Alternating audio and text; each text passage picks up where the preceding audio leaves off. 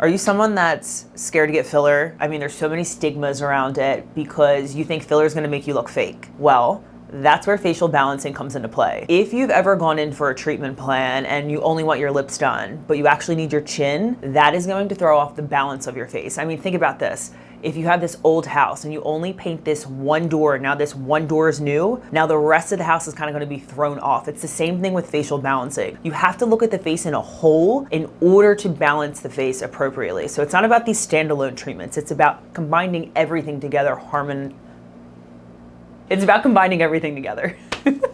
So let's talk about facial balancing, and I'm going to start off with an area that everybody's always so drawn to, the lips. Everybody always wants their lips done, and don't get me wrong, I loved getting my lips done until I understood what the lips could do to throw off the balance of the face. So I remember being in a training and somebody told me that my lips should complement my face. They shouldn't be my face. And here's me looking in the mirror going, well, my lips really look like they're my full face. So then I started to look at the face in a whole and I was like, well, what about my lips is throwing me off? One, it can be overfilled lips. If you have these overfilled lips, your eyes are gonna go right to the lip filler, and honestly, like, that is throwing off the balance of your face. Second thing that can kind of throw off the balance of your face is proportions. There's certain standards in beauty, which I don't really love the beauty standards, right? But there's certain standards and proportions that can throw your face kind of a little out of balance. Let's everyone picture Marge Simpson right now. I'm like, what about Marge Simpson kind of throws her face off? She's got these like big lips and there's like no chin. She comes into my chair and Marge wants more lip filler, and I'm a provider that wants to make my patients happy, so I give her the lip filler. Well, now what's going to happen to her chin that's already recessed?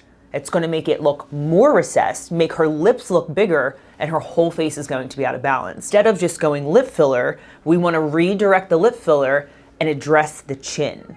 So the chin will be something that we move into next, because I want to pause here and I want you to understand why these standalone treatments, especially things like lip filler, can throw off the whole face. We mentioned the lips and how that can contribute to facial balancing, but let's move a little bit lower. We're gonna talk about the chin now. So let's bring my patient Marge Simpson back in here, and Marge has these big lips and no chin. So what are we gonna do? We're gonna adjust the chin. And there's certain things that we can look at with the chin in order to balance the face a little bit more. First thing I look at is the chin masculine or is it feminine, and what am I trying to do with my patient, right? So there's these lines that we can look at in order to masculize or feminize a patient. A female's width of the chin should be from her nostrils all the way down, should be the width of a female chin. Now males is a little bit wider. It actually should be the width of their mouth. So you take the corners of your mouth, draw down, width of a mouth chin. So good points as an injector or provider to be able to follow to see if this patient is masculine, feminine, and what I need to do to move forward. So that's first thing I do with the chin. Second thing that I do is projection of the chin. Is the lip in line with the chin? So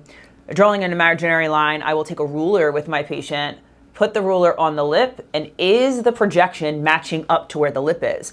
Now, Marge Simpson's is recessed, so her goal to treatment would be to lengthen the chin so it's projecting out and it matches the line of the lip. So that's the second thing that I'm going to do with the chin. Chin's a little complex, and I honestly think the chin sometimes is addressed not in the right way. I mean, a lot of these people are walking around with these witch chins, and they want them pointy because they're trying to find the length, but they're not meeting right light reflection points, right? So apex is something where the light hits. It's almost like when you're contouring and putting on makeup, like where are you trying to have your highlights? Same thing with the chin. We want that apex of the chin to actually be about 1 centimeter above the jawline. Again, as patients, if you're watching this, like this isn't something that you need to know. I just want you to understand how intricate facial balancing can be and what I'm looking at when you're sitting in my chair. So not only am I looking at masculine, feminine, I'm looking at projection, and then I'm also looking at light reflection too. So sometimes that light reflection just needs to be dropped down. But these are all little things when patients come in that can throw off a little bit of the balance of the face. That is my job as a provider to be like, hey, no, if we do this, this is going to happen. We really actually should be treating the chin, and this is why. I'm definitely someone that overeducates. I think it is so important for patients to understand why I'm doing something and not thinking, oh, she's just trying to upsell me and make more money, because that's not who I am as a provider. All right, so let's talk about facial balancing versus facial augmenting. And you know, I love my analogies. So augmenting, think Maleficent.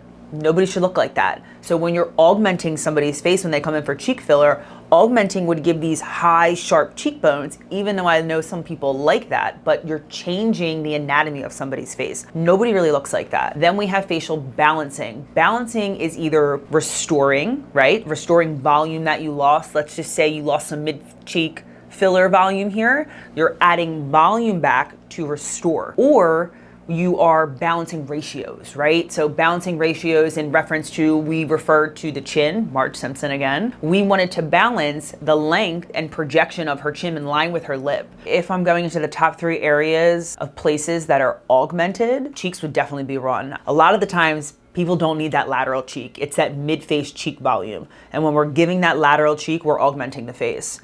Another area I think would be the chin. Honestly, the chin, we're making them too pointy because we're chasing that projection, giving this look of being a witch chin instead of balancing the chin where it's softer, the apex and light projections are at certain places. Another area is the lips. We're augmenting these lips, giving these patients these big, huge lips where they are your face instead of complementing your face. So 3 big areas that I think are augmented rather than balanced would probably be the lips, chin, and cheeks. So to sum everything up, facial balancing in a whole is really looking at the face holistically as one unit instead of individual pieces like lips and chin. We want to treat these things together. We want to realize if we treat this area, what's going to happen to another. Be honest and be authentic. When these patients come in and they just want lip filler, and I understand it's a fine line between the prescription and preference of a patient, but if the lip filler is going to throw off the balance of their face, that is my job to be honest. If a patient comes in and is ready to spend money, fine, but I'm going to redirect your money into an area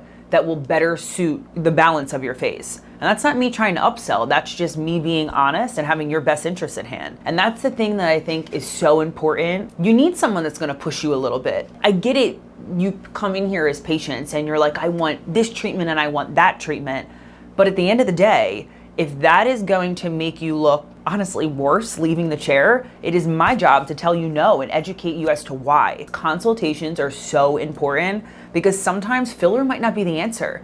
The answer might be surgery because there's older and they have laxity to their skin. And sometimes it's just what I can do is never going to meet your expectations. So having these consultations and not having these patients come in same day and get injected is so important. Or give yourself enough time in a consultation where you can consult and then move into the injections. But consult. It's all about honesty, period.